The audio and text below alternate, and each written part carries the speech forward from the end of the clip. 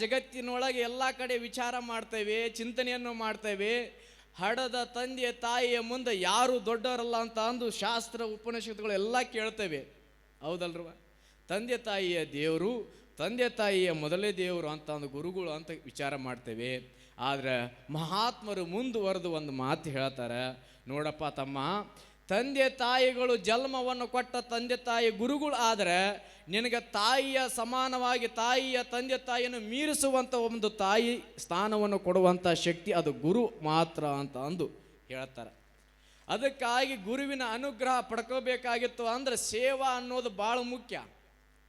ನಮ್ಮ ಅಜ್ಜವರು ಭಾಳ ಸೇವೆಯನ್ನು ಮಾಡಿದ್ದಾರೆ. ಅವರು ಪ್ರವಚನದೊಳಗೆ ಹೇಳ್ತಾರೆ, ಒಂದು ಸ್ಥಾನಮಾನ ದೊರಕೈತಿ, ಒಂದು ದೊಡ್ಡ ಸಂಸ್ಥಾನ ಅವರಿಗೆ ಒಂದು ಪಾಲಿಗೆ ಸಿಕ್ಕೈತಿ ಅಂತ ಅಂದರೆ ಅವರು ಸೇವಾ ಮನೋಭಾವ, ಅವರ ಒಂದು ಗುರುವಿನ ನಂಬಿದಂತಹ ಒಂದು ಅಂತಃಕರಣ ಪ್ರೀತಿಯೇ ಅವನು ಆ ಮಟ್ಟಕ್ಕೆ ಹೋಯ್ತು.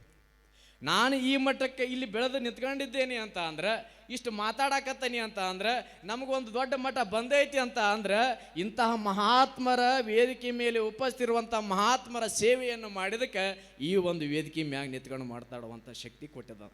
ಕಾರಣ ಏನು ಅಂತಂದ್ರೆ ಗುರುವಿನ ಸೇವೆ, ಗುರುವಿನ ಅನುಗ್ರಹ ಅನ್ನೋದು ಭಾಳ ದೊಡ್ಡದು. ಅದಕ್ಕಾಗಿನ ಮಹಾತ್ಮರು ಹೇಳ್ತಾರೆ, ಈ ಒಂದು ಪರಮಾತ್ಮನಿಂದ ಬಂದಂಥ ಈ ಜೀವಾತ್ಮ ಮತ್ತು ಪರಮಾತ್ಮನಡೆಗೆ ಸೇರಬೇಕಾಗಿತ್ತು ಅಂತ ಅಂದರೆ ಇಂಥ ಒಂದು ಅಭಿನವ ಶಿವಲಿಂಗೇಶ್ವರನ ಸ್ವರೂಪವಾಗಿ ವೇದಿಕೆ ಮೇಲೆ ಉಪಸ್ಥಿತಿರುವ ಡಾಕ್ಟರ್ ಅಲ್ಲಮ ಪ್ರಭು ಅಂತ ಮಹಾಸ್ವಾಮಿಗಳ ಗುರುವಿನ ಆಶೀರ್ವಾದ ಇದ್ದಾಗ ಮಾತ್ರ ನಾವು ಪರಮಾತ್ಮನವನ್ನು ಸೇರಕ್ಕೆ ಸಾಧ್ಯ ಐತಿ. ಶಿವಪಥವನ್ನು ಅರಿವಡೆ ಗುರುಪಥವೇ ಮೊದಲು. ಅಲ್ಲಿ ಅದ್ಭುತವಾಗಿ ಹೇಳಿದ್ದಾರೆ, ನೀವು ಶಿವನನ್ನು ಕಾಣಬೇಕಾಗಿತ್ತು ಅಂದ್ರೆ, ಶಿವನ ದರ್ಶನ ಆಗಬೇಕಾಗಿತ್ತಂದ್ರೆ, ಶಿವನನ್ನು ನಾವು ಆ ಒಂದು ಮಂತ್ರ ಶಕ್ತಿಯಂತ ನಾವು ಜಪವನ್ನು ಮಾಡಬೇಕಾಗಿತ್ತು ಅಂತಂದರೆ ಅದಕ್ಕೆ ಮೊದಲಿಗೆ ಗುರು ಅನ್ನವ ಬೇಕು ಅಂತ. ಗುರು ಗೋವಿಂದ್ರ ಭಟ್ರು ಶಶಿನಾಳ ಶರೀಫರು ಅಪ್ಪಟ ಗುರು ಶಿಷ್ಯ ಪರಂಪರೆ ಒಳಗೆ ಹೆಸರನ್ನು ಪಡೆದಂಥ ಒಂದು ಪರಂಪರೆ. ಗುರು ಗೋವಿಂದ ಭಟ್ರು ಶಶಿನಾಳ ಶರೀಫರ ಮ್ಯಾಗ ಭಾಳ ಪ್ರೀತಿದ್ರು. ಶಿಶುನಾಳ ಶರೀಫರು ಗುರು ಗೋವಿಂದ್ರ ಭಟ್ರ ಮ್ಯಾಗ ಭಾಳ ಅದ್ಭುತವಾದಂಥ ಭಕ್ತಿ. ಗುರು ಹೇಳಿದಂಥ ಒಂದು ಗೆರೆಯನ್ನು ದಾಟ್ತಿದ್ದಿಲ್ಲ. ಅಂಥ ಒಂದು ಶಿಷ್ಯಾಗ ಒಬ್ಬ ಬಂದು ವ್ಯಕ್ತಿ ಕೇಳ್ತಾನಂತ, ಗುರು ಗೋವಿಂದ್ರ ಭಟ್ರ ಶಿಷ್ಯರಾದಂಥ ಶಿಶುನಾಳ ಶರೀಫ್ರಿಗೆ, ಶರೀಫ ಇಷ್ಟೆಲ್ಲ ಗುರುವಿನ ಮ್ಯಾಗ ನೀನು ಶ್ರದ್ಧೆ ಇಟ್ಕೊಂಡಿಯಪ್ಪ, ಇಷ್ಟೆಲ್ಲ ನಿಷ್ಠೆ ಇಟ್ಕೊಂಡಿಯ, ಅಕಸ್ಮಾತ್ ನಿನ್ನ ಕಣ್ಣು ಮುಂದೆ ಪರಮಾತ್ಮನೇ ನನಗೆ ದರ್ಶನ ಕೊಟ್ಟು ಒಂದು ಕಡೆ ಗುರು ಒಂದು ಕಡೆ ಪರಮಾತ್ಮ ನಿಂತಂದ್ರೆ ನೀನು ಯಾರ ಪಾದ ಹಿಡಿತೀಯ ಅಂತ ಅಂದಾಗ, ನೀವು ಯಾರ ಪಾದ ಹಿಡಿತೀರಿ? ಯಪ್ಪ ಪರಮಾತ್ಮ ಸಿಕ್ಕಣ ತೊಗೊಂಡು ಏನು ಮಾಡ್ತೀರಿ, ಬೆಳ್ಳಿ ಬಂಗಾರ ಕೇಳೋಣ ಅಂತೀರ, ಹೌದಲ್ರಿ? ನೋಡ್ರಿ, ಮನುಷ್ಯನಿಗೆ ಆಸೆ ಅನ್ನೊಂದು ಇರ್ತೈತಿ. ಅಕಸ್ಮಾತ್ ಅವಂಗ ಪರಮಾತ್ಮ ಹೊರಗೆ ಕೊಡ್ತಾನಂತ ದರ್ಶನ ಕೊಟ್ರೆ ನಾವೇನು ಕೇಳ್ತೀವಿ? ಮನಿ ಕೊಡು, ಬಂಗಾರ ಕೊಡು, ಬೆಳ್ಳಿ ಕೊಡು, ಆಸ್ತಿ ಕೊಡು ಅಂತ ಕೇಳ್ತೇವೆ.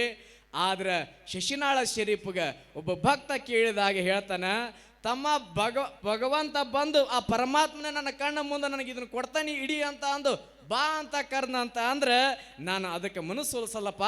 ನನಗೆ ಇಷ್ಟೆಲ್ಲ ಭಗವಂತ ಕಾಣುವಂಥ ಶಕ್ತಿ ಕೊಟ್ಟಿದ್ದ ನನ್ನ ಗುರುವಿನ ಪಾದವನ್ನು ಬಿಟ್ಟು ಮತ್ತೆ ಎಲ್ಲಿ ನಾನು ನೋಡಂಗಿಲ್ಲ ಅಂತ ಹೇಳ್ತಾರೆ. ಕಾರಣ ಏನು ಅಂತ ಅಂದ್ರೆ ಗುರುವಿನಂತಕ್ಕೆ ಅಷ್ಟು ತಾಕತ್ತಿರ್ತೈತಿ, ಅಷ್ಟು ಶಕ್ತಿ ಐತಿ. ಗುರುವಿನನ್ನು ನಂಬಬೇಕು. ಮತ್ತು ನಾವು ಗುರುವಿನ ನಂಬಲಂಗನ ಗುರುವಿನ ಪರೀಕ್ಷೆ ಮಾಡಕ್ಕೆ ಹೋದ್ರೆ ಏನ್ರಿ? ನೀವು ಶ್ರಾವಣ ಮಾಸ ಬಂತಂದು ತಾಯಿಗಳು ಎಷ್ಟು ಚಂದ ಕುಂತೀರಿ ಅವ ನೋಡ್ರಿ, ಹಣಿ ಮ್ಯಾಗ ಭಸ್ಮ ಕುಂಕುಮ ದೊಡ್ಡದು, ತಲೆ ಮ್ಯಾಗ ಶೆರಗು, ಇನ್ನೊಂದು ಸ್ವಲ್ಪರಾಗ ಅವು ಹಾರಿ ಹೊಕ್ಕವ ನೀವು ಹೋದ್ರಿ ಅಂದ್ರೆ. ಯಾಕಂದ್ರೆ ಈ ಟಿಕ್ಲಿ ಹಚ್ಚ ಅವು ಹಾರಿ ಹೊಂಟಾವ್ರಿ, ತಾಳಿ ಅನ್ನೋದು ಮಂಗಳಸೂತ್ರ ಅವು ಹಾರಿ ಹೊಂಟಾವ. ಕಾರಣ ಯಾಕೆ? ಗುರುವಿನ ಮಾರ್ಗದರ್ಶನ, ಗುರುವಿನ ಸಂಸ್ಕಾರ ನಮ್ಮ ಜನಗಳು ಪಡೆದುಕೊಳ್ಳುವುದು ಕೊರತೆ ಆಗ್ತಾ ಇದೆ. ನೀವಿಷ್ಟೆಲ್ಲ ಇದೀರಿ ಅಂತ ಅಂದು ಇಂಥ ಗುರುಗಳು ಅದಾರ ಅನ್ನೋದಕ್ಕೆ ತುಪ್ಚಿ ಗ್ರಾಮದೊಳಗೆ ತಾಯಂದ್ರು ಎಲ್ಲರೂ ಸಂಸ್ಕಾರವಂತರದ್ರಿ, ನೀವೆಲ್ಲರೂ ಪುಣ್ಯವಂತರು. ಶ್ರಾವಣ ಮಾಸದಾಗ ನೀವೇನು ನಮ್ಮ ಶಿವಲಿಂಗೇಶ್ವರರ ದರ್ಶನಕ್ಕೆ ಬರ್ತೀರಿ, ಬೆಳಗ್ಗೆ 4-5 ಏನೋ ನಿಮ್ಮ ಸಂಕಲ್ಪ ಇತ್ತಂದ್ರೆ ಸಂಕಲ್ಪವನ್ನು ಇಟ್ಟುಕೊಂಡು ಆ ಒಂದು ಮಡಿ ಸ್ಥಾನದೊಳಗೆ 4:15 ನೀವು ಶಿವಲಿಂಗೇಶ್ವರ ದರ್ಶನವನ್ನು ಮಾಡ್ತೀರಿ. ರೌಂಡ್ ಹಾಕಿ ಅವನ ಅಜ್ಜನವಾಗ ಹರಕೆಯನ್ನು ತೀರಿಸಿ ಹೊಕ್ಕಿರಲ್ಲ. ಶ್ರಾವಣ ಮಾಸ ದಸರಾ ಬಂತಂತ ಮಾಡ್ತಿರಲ್ಲ ಇವ. ಹಂಗೆ ಮನುಷ್ಯರು ಹೆಂಗೆ ಅದಾರಂತಾನೆ ಗುರುವಿನನ್ನು ಪರೀಕ್ಷೆ ಮಾಡಕ್ಕೆ ಹೊಕ್ಕಾರ. ಮತ್ತು ಗುರುವಿನ ಪಾದ ಹಿಡಿದ್ರೆ ಎಲ್ಲ ಸಿಗ್ತೈತಿ, ಗುರುವಿನಂತಕ್ಕೆ ಬಂದು ಎಲ್ಲವೂ ದೊರಕ್ತಾವಂತಾರೆ ಅಂತ ಅಂದು ಒಂದು ಸತಿ ಶ್ರಾವಣದಾಗ ಹೆಣ್ಮಕ್ಳೆಲ್ಲರೂ ಬರ್ತಿದ್ರು. ಹಂಗ ದರ್ಶನವನ್ನು ಮಾಡ್ತಿದ್ರು. ಮತ್ತು ಮಠದೊಳಗೆ ಗುರುಗಳು ಇರ್ತಾರೆ, ಆ ಗುರುಗಳು ದರ್ಶನ ಮಾಡ್ಕೊಂಡು ಅಜ್ಜವ್ರು ಕಲ್ಸಕ್ರಿ ಕೊಡ್ತಾರೆ, ಆ ಕಲ್ಸಕ್ರಿ ತೊಗೊಂಡು ಮನೆಗೆ ಹೋಗ್ತಿದ್ರು ನಕ್ಕಂತ. ಒಬ್ಬ ಮನುಷ್ಯ ವಿಚಾರ ಮಾಡಿದ, ಏನು ಹೆಣ್ಮಕ್ಳು ದಿನ ಬೆಳಿಗ್ಗೆ 4:15 ಬರ್ತಾರೆ, ದರ್ಶನ ಮಾಡ್ಕೊತಾರೆ, ಗುರುಗಳ ಕಡೆ ಪ್ರಸಾದ ತಗೋತಾರೆ, ನಕ್ಕಂತ ಹೋಗ್ತಾರ, ಏನಿರ್ಬೋದು ಅಂತ ನಾವು ಹೋಗಿ ಆ ಒಬ್ಬ ತಾಯಿನ ಕೇಳಿದ್ರೆ, ಯವ್ವ ಮತ್ತು ಬೆಳಿಗ್ಗೆನ ಬರ್ತಿದ್ದಿ, ದರ್ಶನ ಮಾಡ್ತಿದ್ದಿ, ದರ್ಶನ ಮಾಡ್ಕೊಂಡು ಮತ್ತು ಗುರುಗಳು ಅಂತಕ್ಕೆ ಹೋಗ್ತಿದ್ದಿ, ಬರುವಾಗ ಮಗ ಗಂಟಿರ್ತೈತಿ, ಮತ್ತು ಗುರುಗಳು ದರ್ಶನ ಆದ ಮ್ಯಾಗ ನೀನು ನಕ್ಕಂತ ಹೋಗಿಲ್ಲ, ಏನು ಐತಿ ಇಲ್ಲಿ ಅಂತ. ಇಲ್ರಿಪ್ಪ, ನಾ ದರ್ಶನ ಮಾಡ್ತೀನಿ, ಆದ್ಮ್ಯಾಗ ಗುರುಗಳು ಅಂತಕ್ಕೆ ಹೋಗ್ತೀನಿ, ನನ್ನ ಕಷ್ಟಗಳನ್ನು ಹೇಳ್ತೀನಿ, ಅದಕ್ಕೆ ಅಪ್ಪವ್ರು ಒಂದಿಷ್ಟು ಹಿತವಚನಗಳನ್ನ ಹೇಳ್ತಾರೆ, ಮನಸ್ಸು ಹಗರಾಕತಿ, ಗುರುಗಳು ಪ್ರಸಾದವನ್ನು ಕೊಡ್ತಾರೆ, ತಗೊಂಡು ಬರ್ತೀನಿ. ಹಂಗಾದ್ರೆ ಪ್ರಸಾದ ಏನು ಕೊಡ್ತಾರೆ? ಬಾಳೆಹಣ್ಣು ಕೊಡ್ತಾರೆ. ನೀವು ಬಂದಾಗ ಕೊಡ್ತಾರಲ್ರಿ ಪ್ರಸಾದ, ಕಲ್ಸಕ್ರಿ ಬಾಳೆಹಣ್ಣು ಕೊಡ್ತಾರೆ, ಎಲ್ಲವ ತೊಗೊಂಡ್ರಿಲ್ಲ ಅಂದ ತಕ್ಷಣ ನಾವು ಸುಮ್ಮನೆ ಇರ್ಬೇಕು ಬೇಡ್ರಿ, ಭಾಳ ಓಡಾಡಿರ್ತಾರೆ. ಮತ್ತು ಬಾಳೆಹಣ್ಣು ಕೊಟ್ಟಾರ ಅಂತಿದ್ವಿ, ಮತ್ತು ಸುಲಿದು ಕೊಟ್ಟಿದ್ರು ಏನು ಹಂಗೆ ಕೊಟ್ಟಾರ? ಹಿಂಗೆ ಕೇಳೋ ಜನ ಇರ್ತದೆ ನೋಡ್ರಿ. ಅವಾಗ ಅಂದ್ಲು, ತಲೆಗಿಲಿ ಕೆಟ್ಟದ ಅವ್ರು ಸುಲ್ದರ ಕೊಡಲಿ, ಏನೋ ಪ್ರಸಾದ ಕೊಟ್ಟಾರ, ಹೋಗಿ ಕೇಳ್ಕೊ ಹೋಗು ಅಂದಕ್ಕೆ. ಅವಾಗ ಆ ಮನುಷ್ಯ ಬಂದ, ಗುರುಗಳು ಅಂತಕ್ಕೆ ಬಂದ. ಗುರುಗಳ, ನಿಮ್ಮ ಬಗ್ಗೆ ನಮ್ಮ ಇಡೀ ಊರು ಒಳಗೆ ಭಾಳ ಭಕ್ತಿ ಇಟ್ಕೊಂಡಾರ್ರಿ, ಅವ್ರು ಏನು ಕೇಳ್ತಾರೆ ಎಲ್ಲವನ್ನು ಕೊಡ್ತೀರಂತ, ಮತ್ತು ನನಗೂ ಒಂದು ಸಮಸ್ಯೆ ಆಗೈತೆ, ಅದನ್ನು ಕೊಡ್ತೀರೇನ್ರಿ ಅಂತ ಅಂದಾಗ, ಅವಾಗ ಆ ಗುರುಗಳು ಹೇಳ್ತಾರೆ, ಎಲ್ಪ ನೀನು ಸಂಕಲ್ಪ ಮಾಡ್ಕ, ಗುರುವಿನ ಮ್ಯಾಗ ನಂಬಿಕೆ ಇಡು, ನಿನಗೇನು ಆಗ್ಬೇಕಂತ ಐತಲ್ಲ ಅದು ಈಡೇರ್ತತಿ. ಏನಾಗೈತೆ ಸಮಸ್ಯೆ? ಏನಿಲ್ರಿಪ್ಪ, ಭಾಳ ವರ್ಷ ಆಯ್ತು, ಮಕ್ಕಳು ಆಗವಲ್ವ ಅಂದ್ಮ್ಯಾಗ ಅಪ್ಪರು ಅಂದರು, ಮತ್ತು ಆಯ್ತಪ್ಪ ನಿನಗೆ ಮಕ್ಳು ಅಕ್ಕವು, ನಾ ಹೇಳ್ದಂಗೆ ನೀ ಮಾಡಿದ್ದೆ ನಿಜ ಆಗಿತ್ತಂತ ಅಂದ್ರೆ ನಿನ್ನ ಮಕ್ಳು ಅಕ್ಕ ಮಾಡ್ತೀನೋ ಅಂತ ಅಂದಾಗ, ಆಯ್ತರಪ್ಪ ಹೇಳ್ರಿ ಅಂದಾಗ, ಏನಿಲ್ಲಪ್ಪ ಶ್ರಾವಣ ಮಾಸ ಐತಿ, 10 ಅಮಾಸಿನಿ ಇಲ್ಲಿಂದ ಆರಂಭ ಮಾಡು, 11ನೇ ಅಮಾಸಿಗೆ ಎನಿ ಕಂಡೀಷನ್ ನಿನಗೆ ಮಕ್ಳು ಆಗೇ ಆಕ್ಕವ. ಅವಾಗ ಆಯ್ತರಪ್ಪ, ಮತ್ತು ಆಗ್ಬೇಕು, ಆಕ್ಕವ್ರೆ ಬುದ್ಧಿ ಆಕ್ಕವು, ಮತ್ತು ಆಗಲಿಲ್ಲ ಅಂದ್ರೆ ಆಯ್ತು ಆಗೇ ಆಕ್ಕವ, ನೀ ಮಾಡು ಅಂತ ಅಂದಾಗ 10 ಅಮಾಸಿಗೆ ಆ ಒಂದು ಗದಿಗೆ ನಡ್ಕಂಡ, 11ನೇ ಅಮಾಸೆ ಆಯಿತು, ಅವಂಗ ಮಕ್ಳು ಆಗಿಲ್ಲ. ಮಕ್ಳಾಗಲಿಲ್ಲ ಆದ ತಕ್ಷಣ ಗುರುಗಳು ಅಂತಕ್ಕೆ ಬಂದು ನಮಸ್ಕಾರ ಮಾಡಿ ಕೂತ್ಕೊಂಡ. ಅಪ್ಪಾರ ಅಂದವ, ಹಾಂ ಹೇಳಪ್ಪ ತಮ್ಮ, ಏನಾಯ್ತು? ಮಗು ಆತ. ನೀವು 10 ಅಮಾಸೆ ಅಂದಿದ್ರಿ, ನಾ ಒಂದು ಎಕ್ಸ್ಟ್ರಾ 11ನೇ ಅಮಾಸೆ ದರ್ಶನ ಆಯಿತು, ಇನ್ನು ಮಕ್ಕಳಾಗಿಲ್ಲ, ಯಾಕೆ? ಮತ್ತು ಎಲ್ಲರಿಗಪ್ಪ ನೀನು ವರವನ್ನು ಕೊಡ್ತೇನೆ ಅಂತೀರಿ, ನಿಮ್ಮದು ವರ ಶಕ್ತಿ ಸುಳ್ಳಾಯಿತು ಅಂತ ಅಂದಾಗ ಅಪ್ಪರು ವಿಚಾರ ಮಾಡಕತ್ರು, ತಮ್ಮ 11 ಅಮಾಸೆ ಅಡ್ಡಾಡಿ ಅಂದಿದ್ದ ಆಗಲೇಬೇಕಾಗಿತ್ತು, ಏನೋ ಒಂದು ಸಮಸ್ಯೆ ಆಗೈತಿ ಅಂತ ಅಂದು, ಮತ್ತು ನೀನು ಆ ದರ್ಶನ ಮಾಡೋ ಹೊತ್ತಿಗೆ ನೀವು ಒಬ್ಬನ ಬಂದೀವೋ, ನಿನ್ನ ಜೊತೆಗೆ ಹೆಂಡತಿ ಕರ್ಕೊಂಬಂದು ದರ್ಶನ ಮಾಡಿದ್ಯೋ ಅಂತಂದ್ರು. ಅವಾಗ ಅನ್ನಂತೆ, ಅಪ್ಪ ನನ್ನ ಮದುವೆನೇ ಆಗಿಲ್ಲ, ಎಲ್ಲಿ ದರ್ಶನ ಮಾಡಿಲ್ರಿ ಅಂತವ. ಅಂದ ತಕ್ಷಣ ಕಾರಣ ಏನು ಅಂತ ಅಂದ್ರೆ, ಅವಾಗ ಗುರುಗಳು ಅಂದ್ರಂತ, ಹುಚ್ಚ, ಮತ್ತು ಹೆಣ್ತಿನೇ ಇಲ್ಲ ಅಂತಂದ್ಮ್ಯಾಗ ಮಕ್ಳಾಗಂದ್ರೆ ಹೆಂಗೆ ಅಕ್ಕವು? ತೆಲಿಗಿಲಿ ಕೆಟ್ಟತನು, ನಿನಗೆ ಮಕ್ಳು ಆಗಬೇಕಾಗಿತ್ತು ಅಂತ ಅಂದ್ರೆ ಹೆಣ್ತಿಯ ನಿನ್ನ ತಾಳಿಯನ್ನು ಕಟ್ಟಿ ಮದುವೆ ಆದಾಗ ಮಕ್ಳು ಅಕ್ಕವಪ್ಪ. ಹಂಗೆ ಗುರುವಿನ ದರ್ಶನ ಆಗಬೇಕಾಗಿತ್ತು ಅಂತ ಅಂದ್ರೆ ನೀ ಯಾವಾಗ ನಂಬಿ ಗುರುವಿನ ಪಾದವನ್ನು ಸೇವೆಯನ್ನು ಮಾಡ್ತೀಯ ಅವಾಗ ನಿಂಗೆ ಪ್ರಾಪ್ತಿ ಆಕತಿ ಅಂತ ಹೇಳ್ತಾರೆ. ಕಾರಣ ಏನು ಅಂತ ಅಂದ್ರೆ ಗುರುವಿನನ್ನು ನಂಬಬೇಕು. ಮತ್ತು ನಾವು ತಿಡ್ಡು ಇಟ್ಕೊಂಡು ಹೋಗಿ ಗುರುಗಳನ್ನ ನಂಬಿ ಅವ್ರದ್ದು ಒಂದು ಪರೀಕ್ಷೆಯನ್ನು ಮಾಡಕ್ಕೆ ಹೋದ್ರೆ ನಾವು ಫೇಲ್ ಆಕವಿ. ಒಮ್ಮೆ ಗುರುವಿನ ದರ್ಶನ ಆಯಿತು ಅಂತ ಅಂದ್ರೆ ನಮ್ಮ ಜೀವನದವಾಗ ತಿಪ್ಪಿ ಹೋಗಿ ಒಪ್ಪರಿಗೆ ಆಕತ್ತಂತ. ಕಾರಣ ಏನು ಅಂತ ಅಂದರೆ, ಇಂಥ ಡಾಕ್ಟರ್ ಅಲ್ಲಮ ಪ್ರಭು ಮಹಾಸ್ವಾಮಿಗಳು ಈ ಮಠಕ್ಕೆ ಆಗಿದ್ರು. ಇವರು 6ನೇದವ್ರು ಪೀಠಾಧಿಪತಿಗಳು ಎಲ್ಲರೂ ಆದರು, ತಪಸ್ವಿಗಳಾದರು.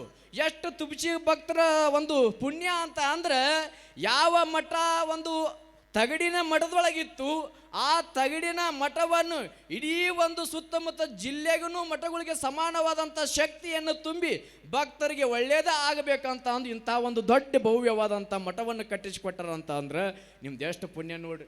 ಅಷ್ಟು ಗುರುವಿನ ಕಡೆ ತಾಕತ್ತಿರ್ತೀರಿ, ಅದಕ್ಕೆ ಗುರುವಿನನ್ನು ನಂಬಬೇಕು.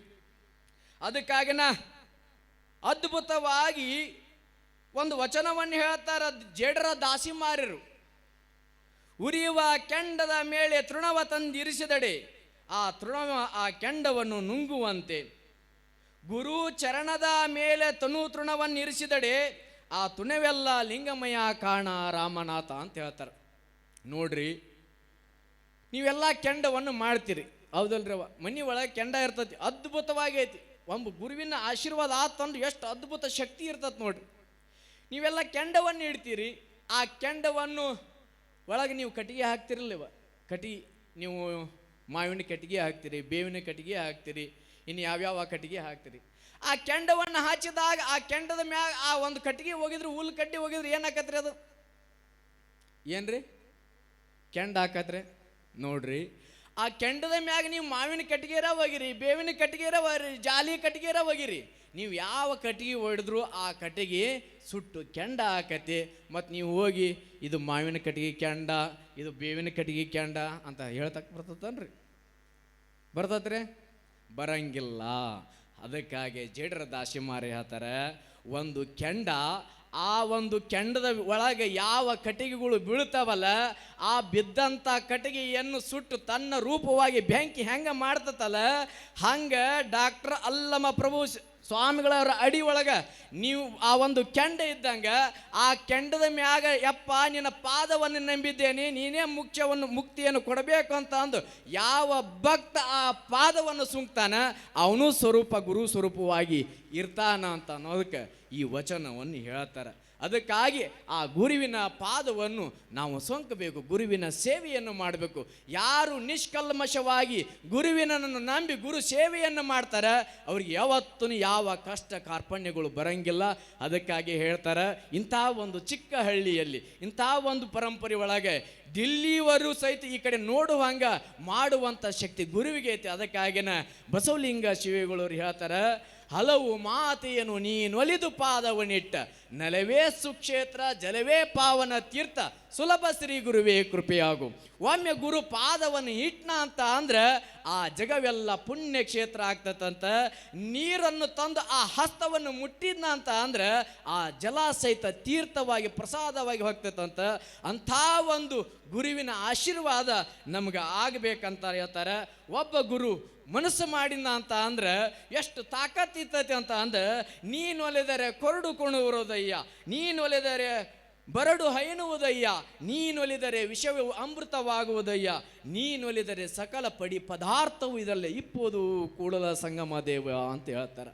ಒಬ್ಬ ಗುರು ಮನಸ್ಸು ಮಾಡಿದ ಅಂತ ಅಂದ್ರೆ, ಒಬ್ಬ ಗುರು ಆಶೀರ್ವಾದ ಆಯಿತು ಅಂತ ಅಂದ್ರೆ, ಹಿಂಡಲಾರ್ದಂಥ ಬರಡ ಭೂಮಿ ಸಹಿತ ಬರಡ ಕಟ್ಟಿಗೆ ಸಹಿತ ಚಿಗಿತೈತಿ, ಹಿಂಡಲಾರ್ದಂಥ ಆಕಳ ಸಹಿತ ಹಿಂಡ್ತೈತಿ, ವಿಷ ಸಹಿತ ಅಮೃತವಾಕತಿ.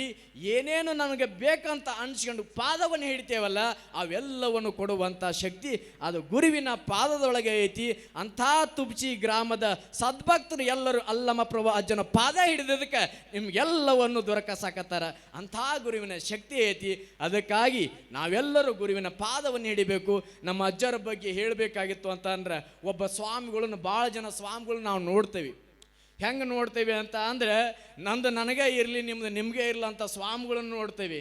ನಂದು ಇರಲಿಪ್ಪ ನಿಂದು ನನಗೆ ಬೇಕು ಅನ್ನುವಂಥ ಸ್ವಾಮಿಗಳನ್ನು ನೋಡ್ತೇವೆ. ಆದರೆ ನಾನು ಇದನ್ನು ಹೊಗಳಾಕತ್ತಿಲ್ಲ, ನನ್ನ ಜೀವನದಾಗ ಇದು ನಡೆದ ಘಟನೆ. ನಾನು ಹಂಗೆ ಅಜ್ಜವರವನ್ನು ನೋಡಿ ಬೆಳೆದು ಅವರ ಪಾದ ಸೇವೆಯನ್ನು ಮಾಡಿ ಈ ಒಂದು ಹಂತಕ್ಕೆ ಬಂದಿದ್ದೇನೆ. ಕಾರಣ ಏನು ಅಂತಂದು ಆ ಸೇವೆಯಲ್ಲಿ ಆ ತಾಕತ್ ಆ ಶಕ್ತಿ ಇದೆ. ಅಂಥ ಒಂದು ಪರಮ ಪೂಜ್ಯರ ಬಗ್ಗೆ ನಾವು ಒಂದೇ ಒಂದು ಮಾಡ್ತಾ ಹೇಳ್ತಾನೆ ನೋಡ್ರಿ, ನನ್ನ ಮಠಗಳಿಗೆ ಮಾಡುವಂಥ ಕೆಲಸಗಳೇ ರಗಡದಾವ. ಆದ್ರೆ ಅಜ್ಜವ್ರು ಎಷ್ಟು ಒಂದು ತಾಯಿ ಗುಣ ಅಂತ ಅಂದ್ರೆ, ಎಷ್ಟು ಅವ್ರ ಒಂದೊಳಗೆ ದೊಡ್ಡ ಗುಣ ಐತಿ ಅಂತ ಅಂದ್ರೆ, ನನ್ನ ತುಬಚಿ ಮಠ ಇನ್ನೂ 1 ವರ್ಷ ಬಿಟ್ಟು ಕಟ್ಟಿದ್ರೆ ಪರವಾಗಿಲ್ಲಪ್ಪ, ನಿನಗೆ ಇರಾಕ ಆಶ್ರಯ ಇಲ್ಲ ಅಂತ ಅಂದು ಆ 2023ದಾಗ ನಿಂಗೊಂದು ಆಶ್ರಮ ಮಾಡಿಕೆ ಅಂತ ಅಂದು 25 ಲಕ್ಷ ರೂಪಾಯಿಯನ್ನು ಕೊಟ್ಟು ನನಗೆ ಆಶ್ರಯನ್ನು ಕೊಟ್ಟಂಥ ಪರಮ ಪೂಜ್ಯರು ಅದು ಡಾಕ್ಟರ್ ಅಲ್ಲಮ ಪ್ರಭು ಮಹಾಸ್ವಾಮಿಗಳು ಅನ್ನೋದು ನಾವು ಯಾವತ್ತೂ ಮರಿಬಾರ್ದು. ಕಾರಣ ಏನು ಅಂತ ಅಂದ್ರೆ, ತನ್ನ ಮಠ ನಿಂತರೂ ಪರವಾಗಿಲ್ಲ, ಆದರೆ ನಿನ್ನ ಇರುವುದಕ್ಕೆ ಆಶ್ರಯ ಇಲ್ದಂಗೆ ಇರಬಾರ್ದಪ್ಪ ಅಂತ ಅಂದು ಅನುಗ್ರಹ ಮಾಡಿದರು. ಅಂಥ ಪರಮ ಪೂಜ್ಯರನ್ನು ನೀವು ಪಡೆದಿರಿ ಅಂತ ಅಂದರೆ ಈ ತುಬಚಿ ಗ್ರಾಮದ ಎಲ್ಲ ಸದ್ಭಕ್ತರ ಒಂದು ಪುಣ್ಯವೇ ಶ್ರೇಷ್ಠ ಅನ್ನೋದನ್ನು ಹೇಳ್ತಾ, ನಾವು ಒಂದೇ ಒಂದು ಮಾತು ನಾವೆಲ್ಲರೂ ಅರ್ಥ ಮಾಡ್ಕೋಬೇಕು. ಯಾಕಂತಂದು ಇಷ್ಟೆಲ್ಲ ಪ್ರವಚನವನ್ನು ಕೇಳ್ತಾ ಇದ್ದೇವೆ, ಆದರೆ ಈ ಒಂದು ಗುರುವಿನ ಒಂದು ಪರಂಪರೆ ಒಳಗೆ ತತ್ವದೊಳಗೆ ನಾವೆಲ್ಲರೂ ತಿಳಿದುಕೊಂಡು ಗುರುವಿಗೆ ಒಂದು ಅವರ ಅನುಗ್ರಹಕ್ಕೆ ನಾವು ಕಾರಣೀಭೂತರಾಗಬೇಕು. ಮನುಷ್ಯ ಎಲ್ಲವನ್ನು ಕಲಿತಿದ್ದಾನೆ, ಮನುಷ್ಯ ಏನು ಬೇಕಾದ್ರೂ ಸಾಧನೆಯನ್ನು ಮಾಡಬಹುದು, ಆದರೆ ಮನುಷ್ಯನಾಗಿ ಬದುಕೋದಕ್ಕೆ ಕಲ್ತಿಲ್ಲ. ಮನುಷ್ಯ ಆಕಾಶ ಮ್ಯಾಗ ಹಾರಾಡೋದನ್ನು ಕಲ್ತಿದ್ದಾನೆ, ಮನುಷ್ಯ ಮೀನಿನ ಗತಿ ನೀರೊಳಗೆ ಈಜಾಡುವುದನ್ನು ಕಲ್ತಿದ್ದಾನೆ. ಆದರೆ ಮನುಷ್ಯನಾಗಿ ಇರುವುದಕ್ಕೆ ಕಲಿಯುವುದಕ್ಕೆ ಆಗ್ತಾ ಇಲ್ಲ. ಆದರೆ ಗುರು ಅನ್ನುವಂಥವನು ಮನುಷ್ಯನನ್ನು ಮನುಷ್ಯತ್ವ ಇಟ್ಟುಕೊಂಡು ಹೇಗೆ ಬದುಕಬೇಕು ಅನ್ನುವುದನ್ನು ತೋರಿಸಿಕೊಡುವುದು ಗುರು ಅನ್ನುವುದು. ಅಂಥ ಒಂದು ತತ್ವದ ಬೋಧನೆಯನ್ನು ನಿಮ್ಮೆಲ್ಲರಿಗೆ ಮಾಡ್ತಾ ಇದ್ದಾರೆ. ಅದು ನಮ್ಮ ಡಾಕ್ಟರ್ ಅಲ್ಲಮ ಪ್ರಭು ಮಹಾಸ್ವಾಮಿಗಳು. ಇಂಥ ಒಂದು ಭಾವೈಕ್ಯತೆ ಪೀಠವಾಗಿ ಜಾತಿ ವರ್ಣ ಭೇದ ಭಾವನೆ ಎಲ್ಲವನ್ನು ಬದಿಗೊತ್ತಿ ಸರ್ವರೂ ನನ್ನ ಆ ಶಿವಲಿಂಗೇಶನ ಮಕ್ಕಳು ಎಂಬ ತತ್ವವನ್ನು ನಿಮ್ಮೆಲ್ಲರಿಗೆ ಬಿತ್ತರಿಸಿದ್ದಾರೆ. ಅಂಥ ಪರಮ ಪೂಜ್ಯರ ಆಶೀರ್ವಾದ ನಿಮ್ಮ ಮೇಲೆ ಸದಾವಕಾಲ ಇರಲಿ ಅಂತ ಹೇಳಿ ನಮ್ಮ ಮಹಾಂತ ಪ್ರಭು ಅಜ್ಜನವರು ಆ ಪ್ರವಚನವನ್ನು ಕೇಳೋದೇ ಒಂದು ಸುಮಧುರ. ಅವ್ರು ಹೆಂಗೆ ಅಂತ ಅಂದ್ರೆ ಬೆಲ್ಲ ಇದ್ದಂಗೆ. ನೀವು ಯಾವ ಕಡೆ ಬೆಲ್ಲ ಕಡಿದ್ರಿ ಏನಾಕತ್ರಿ ಸೀನ ಆಕತಿ. ಅವ್ರು ಒಂಥರ ಬೆಳ್ಳದ ಪ್ಯಾಂಟ್ ಇದ್ದಂಗೆ ರೀ. ಅವ್ರು ಎಲ್ಲಿ ಪ್ರವಚನಕ್ಕೆ ಹೋಗ್ತಾರ ಅಲ್ಲಿ ಹಂಗೆ ಒಟ್ಟು ಜನ ಬರೋದ್ರಿ. ಅದಕ್ಕಾಗಿ ಅವ್ರು ಎಲ್ಲಿ ಕಡಿದ್ರು ಸ್ವೀಟ್ ಇದ್ದಂಗೆ, ಅವ್ರು ಹೆಂಗೆ ಮಾತಾಡಿದ್ರು ಅವ್ರ ಮಾತು ಸಿಹಿ ಆಗೇ ಇದ್ದಂಗೆ.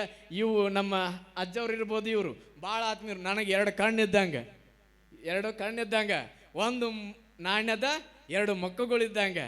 ನನಗೆ ಆಶ್ರಯದಾತರು ಅವರಾದ್ರೆ ನನ್ನ ಪ್ರವಚನದ ಆಶ್ರಯದಾತರು ನಮ್ಮ ಡಾಕ್ಟರ್ ಅಲ್ಲಮ ಪ್ರಭು ಸ್ವಾಮಿಗಳು ಅನ್ನೋದು ನಾವು ಯಾವತ್ತೂ ಮರೆಯಬಿಡೋದು. ಅಂಥ ಗುರುವಿನ ಆಶೀರ್ವಾದ ಸದಾವಕಾಲ ಹೀಗೆ ಇರಲಿ ಅಂತ ಹೇಳಿ, ಅವರ ಋಣ, ಅವರ ಒಂದು ಆಶೀರ್ವಾದ ನನ್ನ ಜೀವನದಾಗ ಎಂದೂ ಮರೆಯಲಾರದಂಥ ಒಂದು ಸಂಗತಿ. ಅವರ ಆಶೀರ್ವಾದ ನಿಮ್ಮೆಲ್ಲರಿಗೂ ಸದಾಕಾಲ ಹೀಗೆ ಇರಲಿ ಅಂತ ಹೇಳಿ, ನೀವು ಈ ಜಗತ್ತಿನಿಗೆ ಬೆಳೆ ನಮ್ಮ ರೈತರ ಒಂದು ಶ್ರೇಯಸ್ಸಿಗೆ ಆ ಶಿವಲಿಂಗೇಶ್ವರ ಆಶೀರ್ವಾದ, ನಮ್ಮ ಗುರುಪಾದೇಶ್ವರ ಆಶೀರ್ವಾದ ಸದಾಕಾಲ ಕಾಪಾಡಲಿ ಅಂತ ಹೇಳಿ ನನ್ನ ಎರಡು ಮಾತು ಮುಗಿಸಿ. ಜೈ ಬಸವೇಶ್ವರ.